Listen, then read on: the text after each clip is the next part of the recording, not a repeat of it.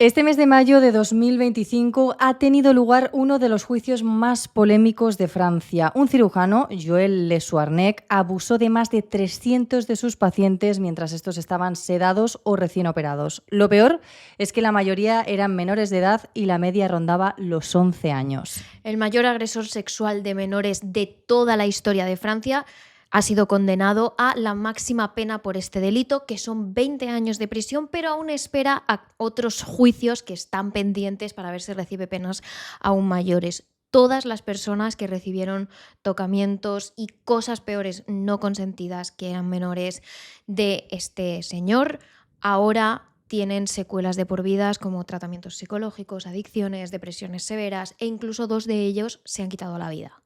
Casi 30 años en los que este diablo de bata blanca, tal y como le calificó el fiscal, hizo todo lo que quiso con sus pacientes. Un caso que también ha hecho preguntarse a la gente qué han hecho las autoridades durante todo este tiempo. Y no solo eso, sino que también durante todo este tiempo, pese a que empezó a tener delito relacionado con esto, los hospitales siguieron contratándolos. Así que ahora el sistema sanitario de Francia se pregunta qué ha hecho mal. Hoy, en nuestro despacho de terrores criminales, el caso de Joël Le Soarnec. Comienza una nueva investigación con Emma Entrena y Silvia Ortiz en Terrores Criminales. Joël Le Soarnec, a sus 67 años, era un hombre muy respetado por sus compañeros, tanto de profesión como vecinos y familia, y llevaba unos 30 años trabajando como médico especializado en cirugía gastrointestinal. Hasta aquí todo bien. Todos sus pacientes solían ser niños bastante pequeños, menores, que habían nacido con problemas digestivos o que durante el desarrollo sufrían cualquier tipo de problema y bueno, Joël en este caso se encargaba de curarlo. Sí, además tenía una vida bastante normal de puertas para afuera. Estaba muy cerquita de la jubilación, tenía una casa en un barrio tranquilo, estaba casado, tenía hijos. Realmente nada sospechoso, hasta que en 2017 todo cambió. Sí, todo empezó con una niña, una vecina del barrio, que estaba, jugando pues en su jardín tranquilamente, ya sola. Y parece ser que en un momento dado, cuando la niña levanta la vista, ve a este hombre de, recordemos, 67 años, pues en la parcela, en su parcela, ¿no? En su jardín, cómo mira fijamente a la niña. La niña en un principio sonríe, Sí. de 6 años, pues está jugando, sonríe, te ve un señor mayor, tal. Y cuando en un momento dado levanta otra vez la vista y vuelve a mirar, se da cuenta de que en este caso Joël está mucho más cerca, está casi en la valla que limita un jardín con otro, realizándose tocamientos mientras mira fijamente a la menor. Claro, la niña tiene 6 años, pero es verdad que, no sé, supongo que cierto instinto, que a lo mejor sus padres ya le habían enseñado, pero ella inmediatamente sale corriendo, se va a casa de sus padres y les avisa. Obviamente lo primero que hacen los padres de esta niña es denunciar a este señor. Claro, lo primero que hacen es denuncia contra este hombre, se abre un proceso judicial y sorprendentemente de repente se le suman 2 casos más a esta denuncia. Son las de sus sobrinas, hablamos de las sobrinas del propio cirujano, una de ellas que decía que sucedió alrededor de finales de los años 80, cuando tenía unos 4 o 5 años su tío abusó de ella. Es que es fuerte. Y la otra alrededor de los años 90, cuando también tenía de los 4 a los 9 años, porque hablamos de que fueron varias veces. O sea, esto ya de repente da un cambio brutal, porque hasta ahora hemos presentado a este hombre como un señor que en principio, con gente cercana, con amigos, vecinos, parece que todo iba bastante bien. Sí, que era bastante respetado, se le consideraba buen médico, buen vecino, o sea, no había nada. De repente tiene esta denuncia que era por tocamientos, ahora ya hay 2 por agresiones. Y además de gente de su familia que son sus sobrinas y además niñas muy pequeñas, 4 o 5 años, es que es un bebé. Muy fuerte, sí. Es muy fuerte, pero es que además a este juicio se le suma otro de otra paciente, en este caso ya no es de su familia, sino a una paciente a la que él trató, que dice que él la agredió sexualmente en el año 1993, cuando ella también tenía 4 años. Exacto. ¿Qué pasa? Este caso se empieza a investigar y en 2020, tras más de 3 años investigando todo esto, se le condena a 15 años en prisión. Pero esto solo es el principio, Claro. O sea, es la punta del iceberg. Empieza a abrir esto y a desencadenar una serie de cosas que este hombre escondía, que Joël escondía, que dejó literalmente a toda Francia estupefacta porque estaban ante un caso terriblemente histórico.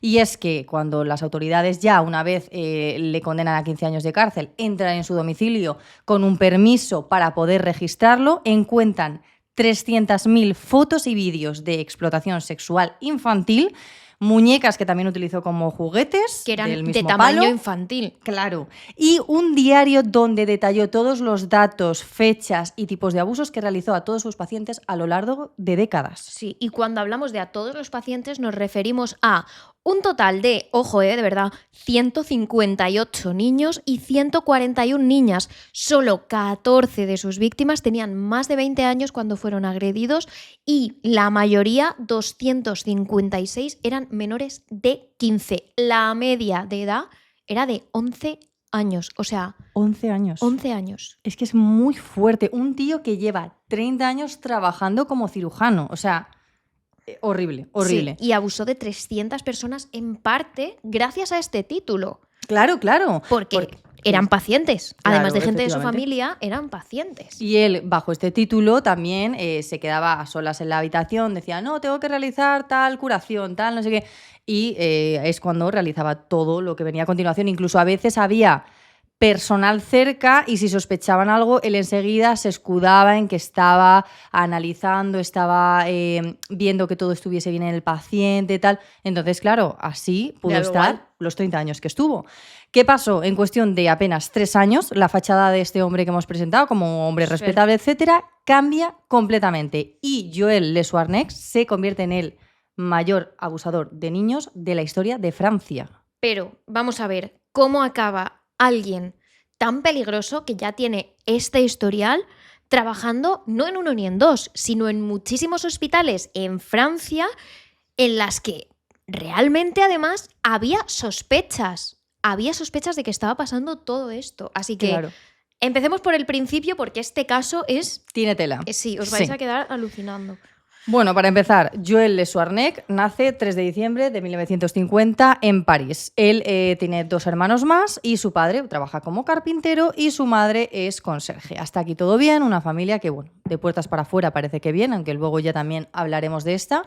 Desde pequeño, Joël quiso trabajar en el campo de la medicina y en cuanto pudo se metió en la Universidad de Nantes, al oeste de Francia, donde estuvo estudiando para sacarse el título. Eso es. Después de eso se especializó en cirugía gastrointestinal, como os hemos dicho, y desde ahí estuvo empezando a trabajar en diferentes hospitales. En algunos estuvo 4 años, más, menos, y en el que más estuvo 11 años. Pero es verdad que tenía la costumbre, la fachada, Exacto. evidentemente, de cambiar de uno a otro. Además, mientras estaba trabajando como médico, se casa con Marie France, que es asistente sanitaria y...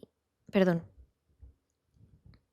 Además, mientras estaba trabajando como médico, se casa con Marie France, la que será su futura esposa, que es asistente sanitaria también en un hospital, y en 1974, y después ya tienen 3 hijos. Exacto, o sea que forma una familia pues como normal y corriente, o De al hecho, menos es que eso parece. nadie sospechaba nada de él. Para nada. En principio, compañeros, amigos, familia, literalmente nada. Pero hay ciertos errores. Por llamarlo así, sí. Claro, que al final cuando lo haces 700 veces, pues es normal que en alguna Claro.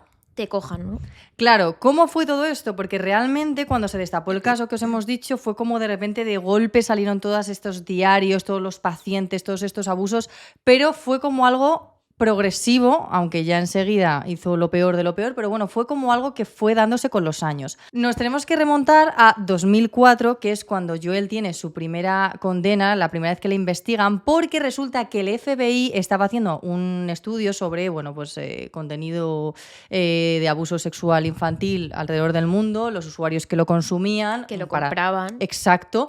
Y obviamente iban registrando e investigando a todas estas personas. Claro. Una de ellas resulta que se da, bueno, una de las muchas también se da en Francia y resulta que es Joël porque le ubican por el número de la tarjeta bancaria. Al final el FBI investiga, llega hasta él y le dice a las autoridades francesas que aquí tiene una persona que ha comprado este tipo de contenido. Claro, aquí es cuando las autoridades francesas dicen, mira, vamos a registrar la casa por primera vez de Joël. Es verdad que lo registran, pero en este caso no encuentran absolutamente nada. Pero es verdad que Joël sí que admite haber comprado este material, que recordemos es abuso a menores grabados en vídeo, quiero decir.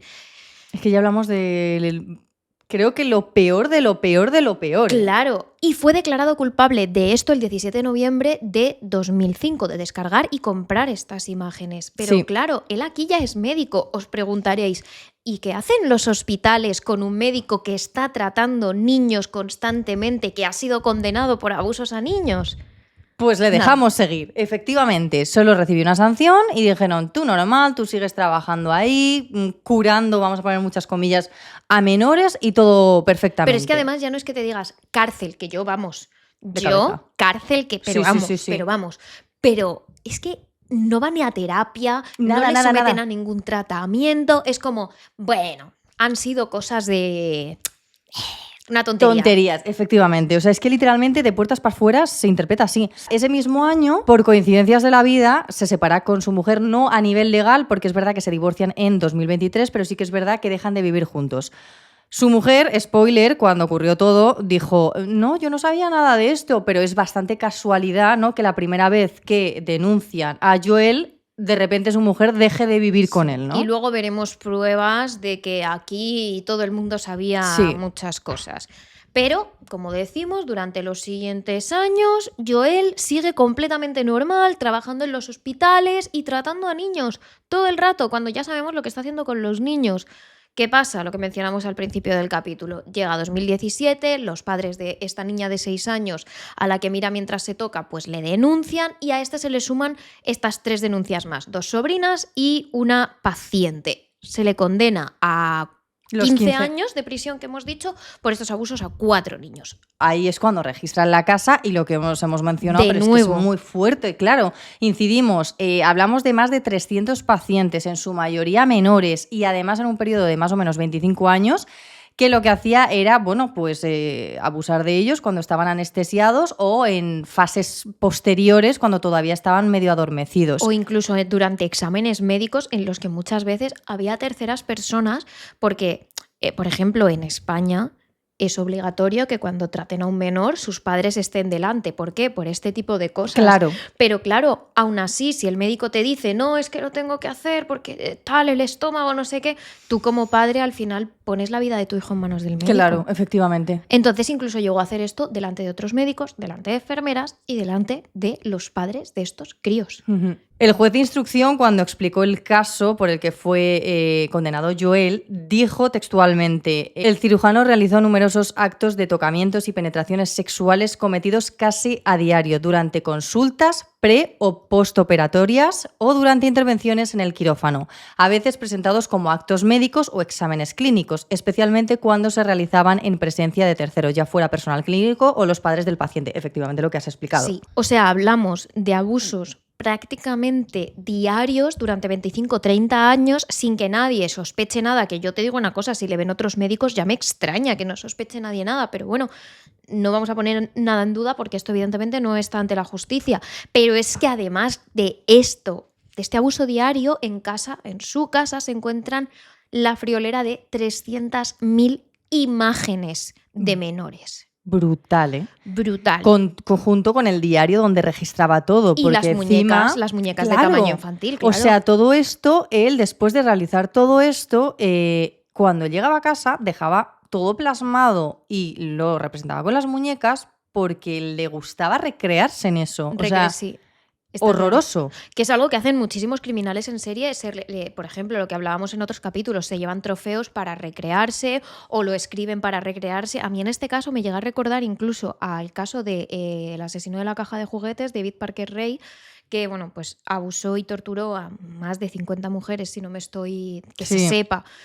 Si no me estoy liando, y bueno, luego todo eso lo plasmaba en un diario que encontró la policía y de hecho no se encontraban los cuerpos de estas mujeres y la policía le pudo condenar precisamente por lo que ponían estos diarios. O sea, es algo como recurrente el escribirlo para luego Sí, como recrearse eso e es. incluso como enorgullecerse, Sí, ¿sabes? sí. Total, como no olvidar todo lo que has hecho, pero para bien, o sea, para tu cabeza que estaba bien. Bueno, dicho esto, además de eso, aunque para entonces ya estaba condenado a los 15 años de prisión que hemos comentado, sí que es verdad que en 2020 fue condenado, bueno, acusado de violación y agresión a los 312 pacientes, aunque finalmente se quedó en 299 porque algunos habían prescrito.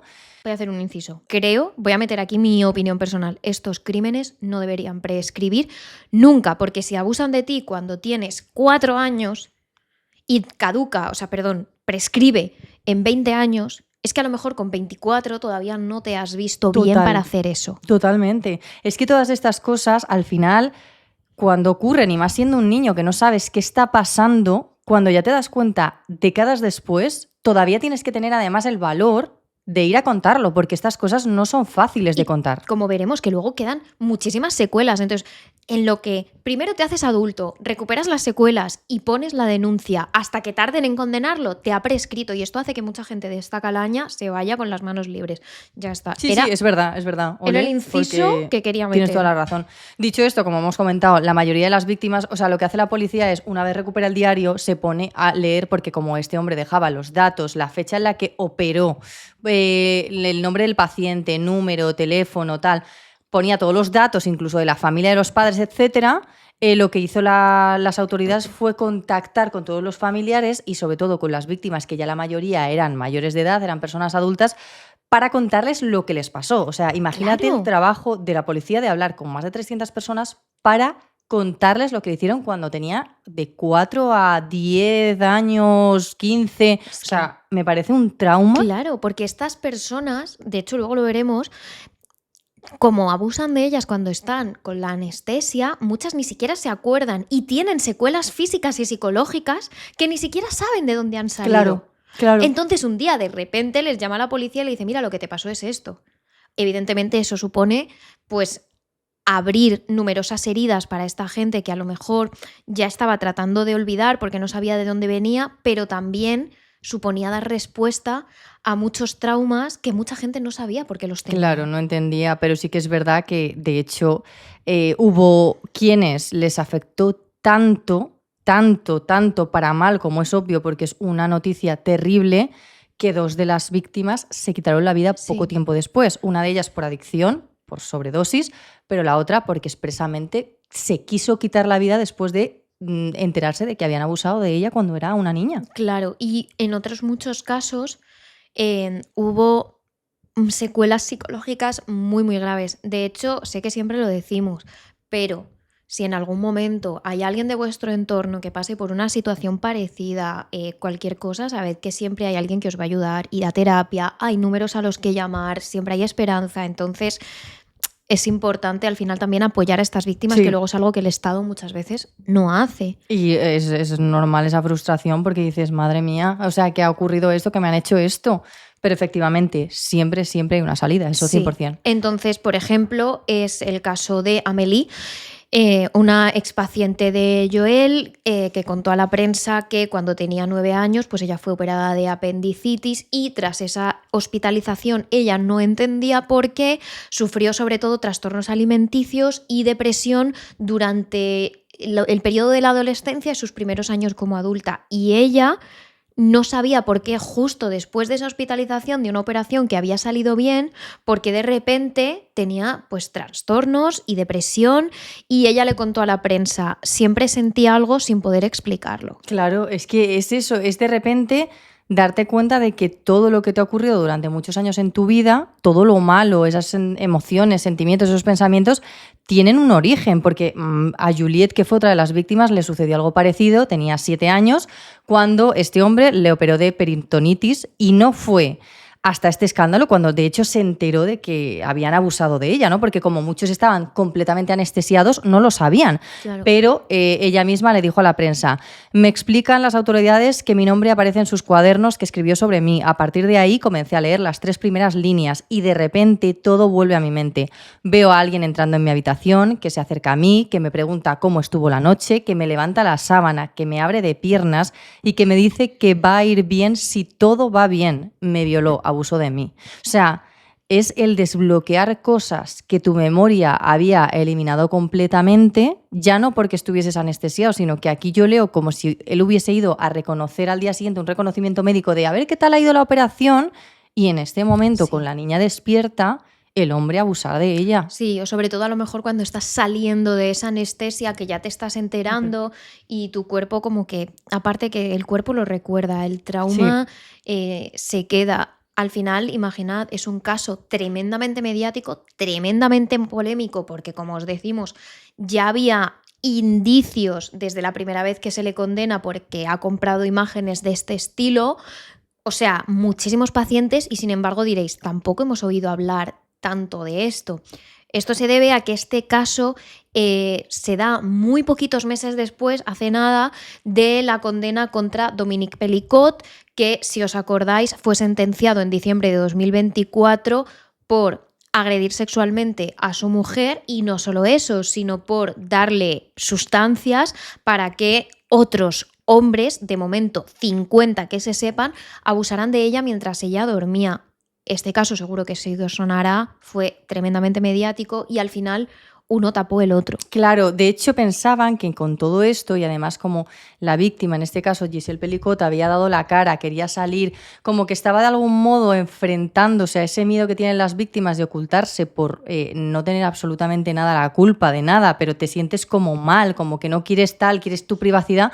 Giselle dijo, no, yo voy a dar la cara tal. Entonces la gente pensó, estas víctimas dijeron, como está dando como este ejemplo, este giro de tuerca, esto va a ayudar a que el caso de Joel, del cirujano, salga a la luz, tenga más polémica, pero lo fuerte es que hablamos de una de los abusadores de niños más bestias y más grandes de la historia de Francia y realmente no tuvo el impacto para nada esperado. De hecho, todo lo contrario, digamos que un caso, pues porque la vida es así, la un prensa, caso solapó el otro, pero realmente, o sea, por la vida, no quiero ni señalar ni nada. De hecho, No. es que ambos casos tienen tela. Y de hecho quiero creo decir. que Giselle Pellicot hizo una labor Brutal. espectacular Sí. de cara al feminismo, porque al final lo que hizo fue decir, yo no me voy a tapar la cara, Es que yo no porque la tengo culpa de vergüenza nada. tiene que cambiar Claro. de bando, la vergüenza la tienen que tener ellos. El culpable.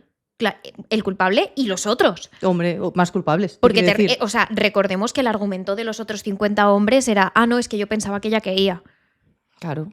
Si no lo sabes no responde, distinguir- pero pienso que quiere. Si no sabes distinguir si una mujer quiere o está bajo los efectos de sustancias, yo creo que no estás bien. Efectivamente. Entonces, pero es verdad que la prensa al final tiende a tratar el caso más mediático y a olvidarse del otro. Y un poco a nivel general, una de las declaraciones que se recogieron de las víctimas es que decían algo tipo, nos consterna ver que este juicio del siglo no marca un antes y un después para el gobierno y en general para la opinión pública, porque claro, ellos se quedaron con un caso que es brutal, que es terrorífico, traumático, un cirujano, por llamarlo de algún modo, que abusó de más de 300 niños, porque digo niños porque la mayoría eran menores, y realmente el eco que tuvo fue muy, muy poco. Claro. Es que además, sobre todo, el hecho de que sean menores, pero también el hecho de que sean médico. Claro, Porque claro. al final, si no confías, o sea, en manos de los médicos pones tu vida, tu bienestar, te quedas noches en el hospital, o sea, si no le confías tu vida a los médicos, ¿a quién se la confías? No sé, es como que te hace pensar que al final no puedes dejar a tus hijos solos. No, para nada. Nunca. Nunca.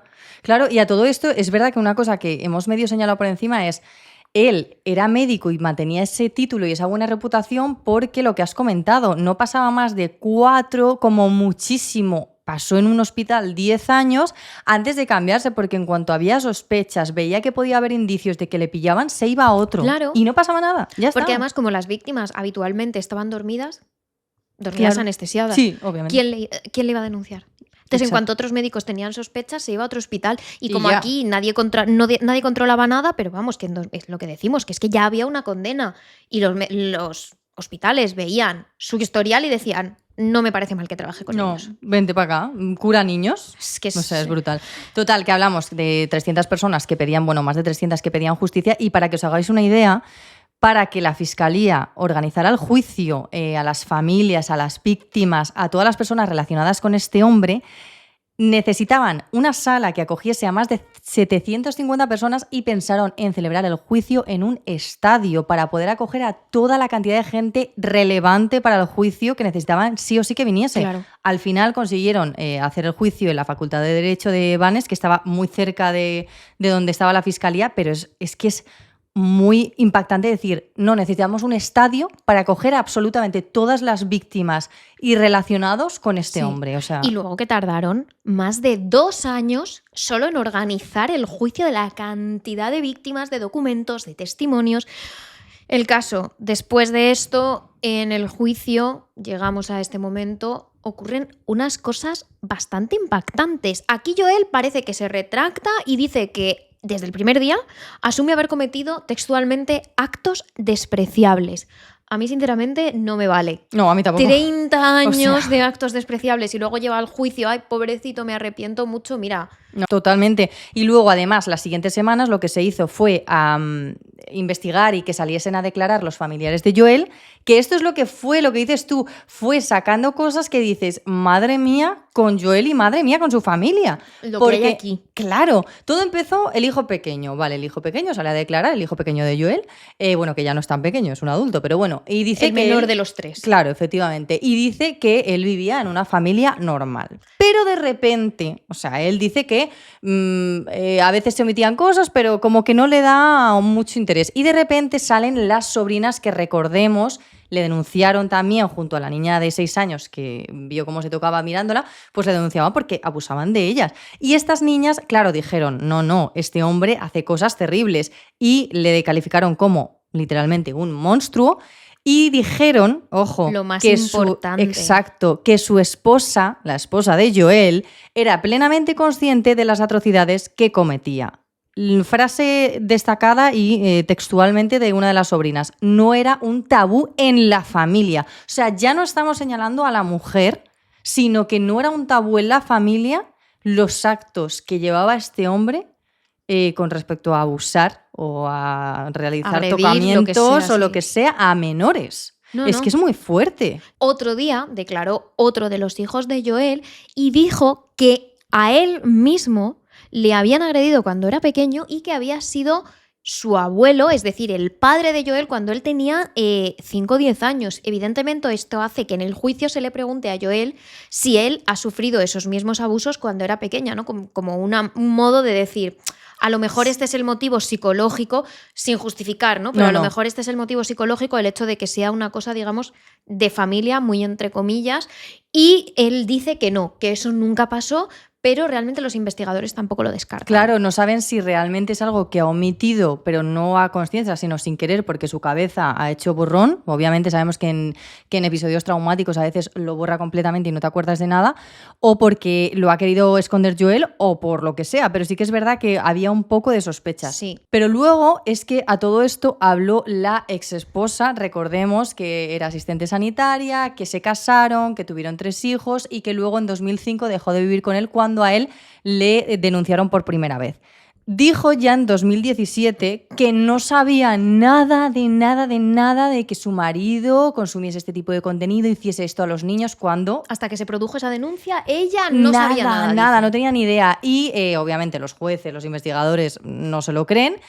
Y además es que hay pruebas, porque una de las frases que Joel escribió en su cuaderno fue así, muy explícita, y es: ha ocurrido una catástrofe, ella sabe que soy un abusador de niños. Entonces, claro, Es que la excusa, claro, obviamente ese ella él se refiere, A si su- dices ella, te está refiriendo a su mujer. se está refiriendo, o sea, tiene toda la pinta por el contexto de la frase, por todo, Claro. por de dónde viene, que, ostras, mi mujer se ha enterado, sabe que soy esto. Pero la excusa. La excusa de la mujer dice, cuando habla de ella, se refiere a su conciencia. O sea, Joel es como, ha ocurrido una catástrofe, mi conciencia sabe que soy un abusador. Claro, ella dice: no, yo no soy. Esto habla en femenino porque se refiere a eso, a la su conciencia. Pero vamos a ver, señora, o sea, vamos a ver. Es que... Los investigadores se quedan como diciendo, ¿usted se cree que la policía es tonta? Efectivamente. Es que, Y vamos aún a así, ver. ella a día de hoy sigue diciendo que no tenía ni idea de nada y no sabía nada. Además, el hermano del cirujano dijo que él estaba seguro de que cuando ella, o sea, de que la mujer sí que era consciente y sabía todo esto, pero que nunca dijo nada porque como Joel era cirujano, recibía un salario muy alto y podía vivir cómodamente sin darse cuenta de nada. Sí que es verdad que ya sin querer darse cuenta de nada, ojo. Claro. Ya en 2005 fue cuando dejaron de vivir juntos Y es lo que hemos dicho, que qué raro, ¿no? Es dejan de vivir juntos porque justo es la primera vez que denuncian a Joel, ¿no? Pero hasta ahora... Pero no se divorciaron hasta No, hasta el 2023, 23. si no me equivoco. O sea que, vamos a ver, a mí no me gusta pensar en general que las parejas de las personas son tontas.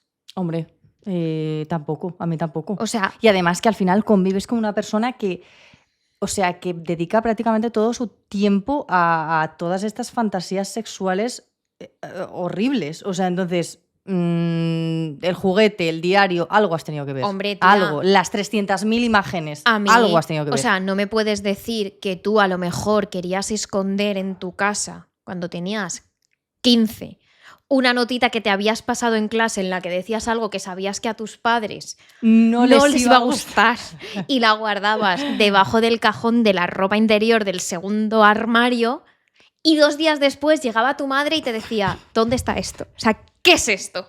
Y ahora esta señora no sabe absolutamente nada, ¿no? Es como cuando hablamos de que hay un hombre que es corrupto y su mujer dice... Yo no me enteraba de nada. No entra un jaguar en tu casa, pero tú no sabes absolutamente nada. Yo no me lo creo. Hombre, claro, yo tampoco para nada. Y la justicia tampoco, Y en este caso son abusos diarios. Está el diario, están los juguetes, están las imágenes. Son muchos años como para no darte cuenta de que esta persona está haciendo esto. Hombre, claro, sí, sí.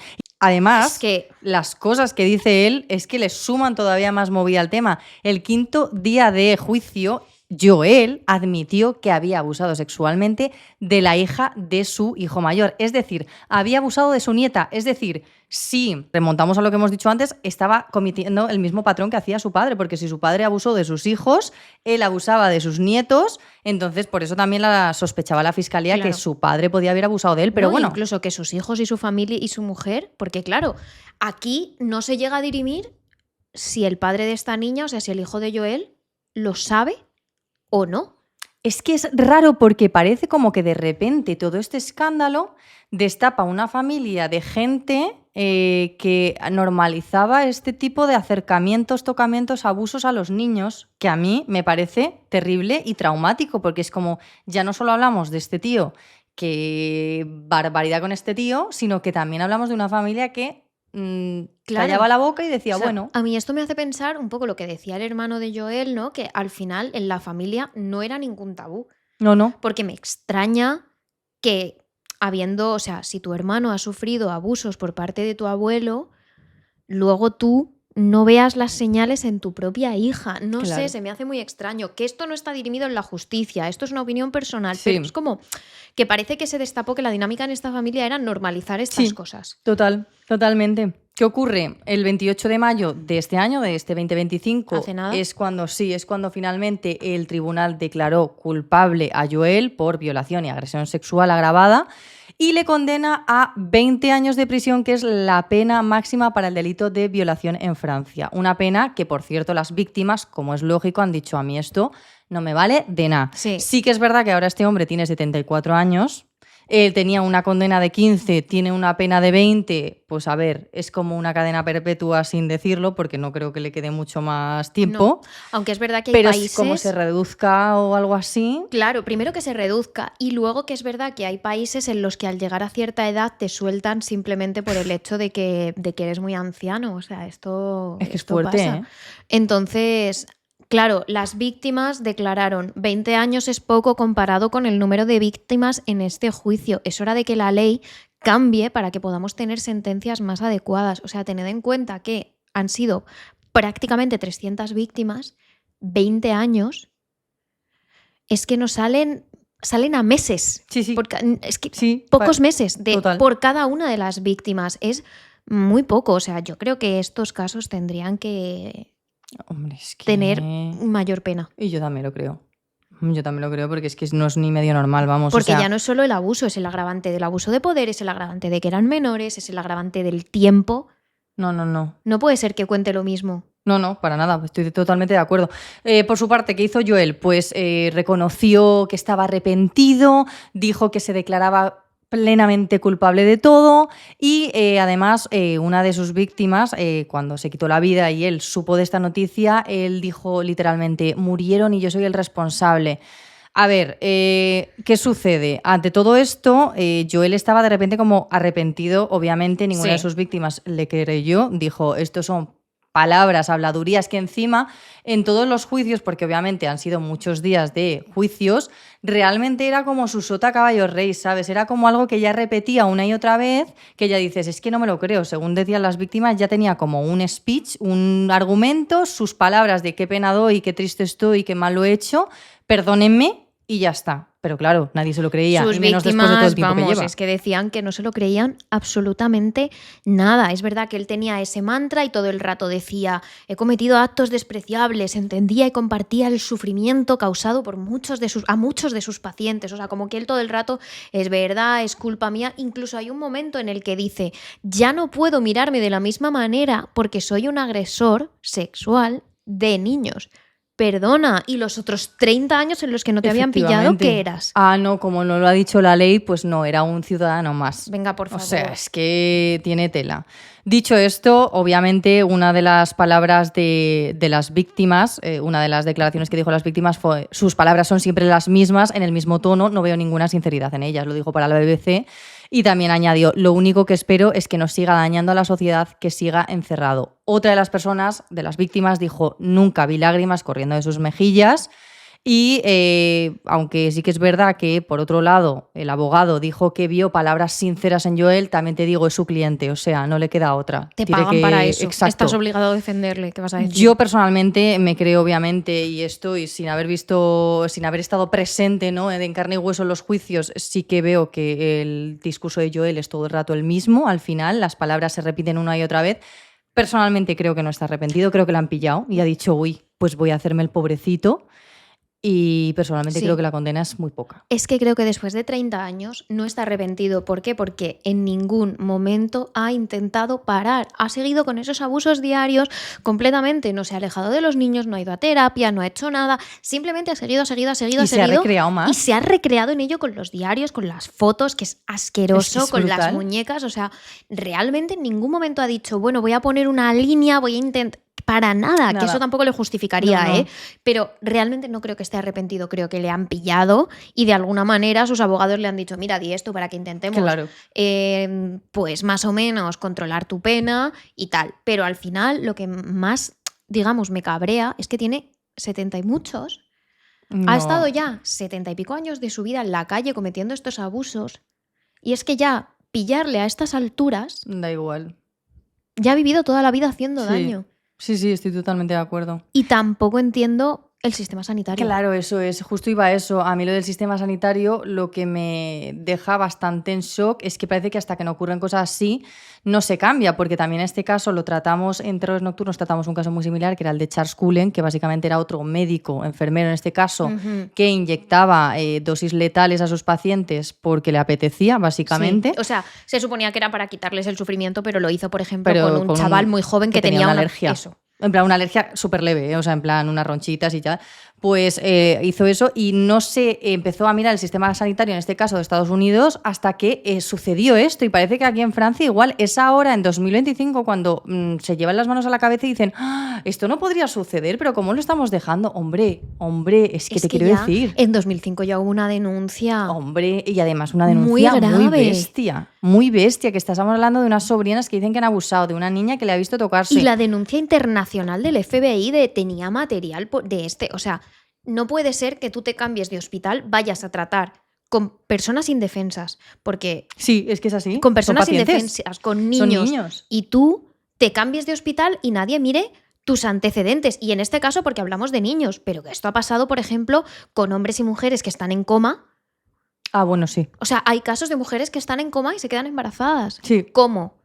No. Evidente. Entonces, esto no se debería poder permitir. Debería haber un sistema que te miraran todo el rato los antecedentes, que hubiera muchísima más vigilancia, que se estuviera mucho más pendiente de esto. Totalmente. Porque al final en un hospital es donde todos estamos más vulnerables. Claro, es que dejas tu vida en manos de, en este caso, los médicos. Y confías en ellos. Te enseñan a confiar en los médicos, que evidentemente eso. Claro, porque lo merecen, porque efectivamente en gran mayoría ole todo el mundo y el sistema sanitario, ¿sabes? Pero luego ocurren estas cosas y dices, ¿hasta qué punto?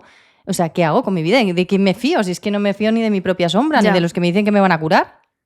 Pero bueno, dicho esto, queremos que en comentarios también nos comentéis un poco qué pensáis de todo este tema del sistema sanitario, de la justicia que parece que no ha tomado medidas hasta que ya... De las penas. Claro, este 2025 se ha llevado a cabo el juicio y ya han dicho, uy, pues vamos a tener que actuar. Ya sabéis que os leemos y si queréis más contenido de terrores en general, también sabéis que tenemos Terrores Nocturnos los martes, los jueves, capítulo extra de Terrores Nocturnos y también tenemos nuestras redes sociales. Y si queréis turra extra, aparte de estas que os metemos con los capítulos, ya sabéis que podéis encontrarnos en nuestras redes sociales, donde siempre os contamos un poquito más de todo lo que se cuece en el trabajo diario y en la vida de terrores, y son terroresnocturnos.trn en Instagram, TikTok y en Threads, terrores_TRN en Twitter, en Twitch y en nuestro canal de YouTube, y Terrores Nocturnos en nuestra comunidad de Facebook, así que os esperamos.